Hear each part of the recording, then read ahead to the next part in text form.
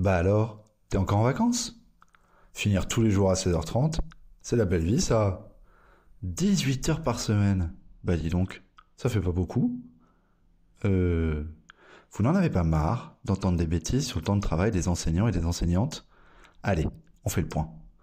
Aujourd'hui, le temps de travail des enseignantes et des enseignants est réparti en 3 blocs. Il y a d'abord ce que tout le monde voit et imagine, un temps d'enseignement défini le plus souvent en nombre d'heures par semaine. Il y a ensuite un deuxième bloc, qui regroupe toutes les missions qui y sont liées et qui n'est pas quantifié dans le second degré et mal quantifié dans le premier degré.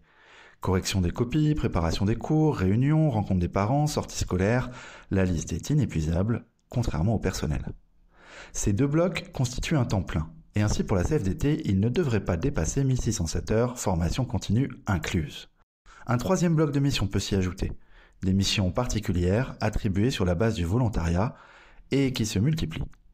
Les missions des blocs 2 et 3 ne sont pas organisées sur une base hebdomadaire. Le temps de travail des enseignantes et des enseignants est donc déjà partiellement annualisé, mais sans aucune régulation.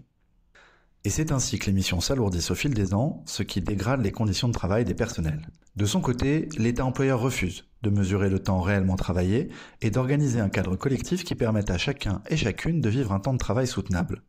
Pour avoir une idée du temps de travail des enseignantes et des enseignants, il faut donc s'en remettre aux études déclaratives réalisées régulièrement par l'ADEP, le service d'évaluation et de prospective du ministère. Selon la dernière étude, parue en 2022, le temps de travail hebdomadaire médian pour les enseignantes et les enseignants se situait à 43 heures dans le premier degré et 42 heures dans le second degré. C'est davantage que la médiane des autres cadres A de la fonction publique, qui est de 40 heures. Oui mais, et les vacances? Ah oui c'est vrai ça, les vacances. Selon la même étude, les enseignantes et les enseignants déclarent travailler en moyenne 34 jours par an pendant les vacances, soit quasiment la moitié de leurs 80 jours de vacances. Autant dire que les vacances sont certes reposantes, mais aussi souvent studieuses. Pour améliorer les conditions de travail des enseignantes et enseignants, nous revendiquons la diminution du nombre d'heures d'enseignement. Dans le premier degré, cela implique qu'il y ait dans les écoles plus de profs que de classes, et donc que le temps d'enseignement soit déconnecté de celui de la classe. L'extension dans le premier degré et le second degré du système de pondération en décharge de service, afin de reconnaître le temps consacré à l'accompagnement et au suivi des élèves. La possibilité effective pour chacune et chacun d'effectuer des missions particulières sur la base du volontariat et en décharge de service d'enseignement. La limitation stricte du recours aux services partagés dans le second degré, ceux-ci doivent être limités au cas où il y a un réel déficit d'heures de cours dans la discipline concernée. Le respect du droit à la déconnexion. La réduction drastique du recours aux heures supplémentaires pour faire fonctionner le système éducatif.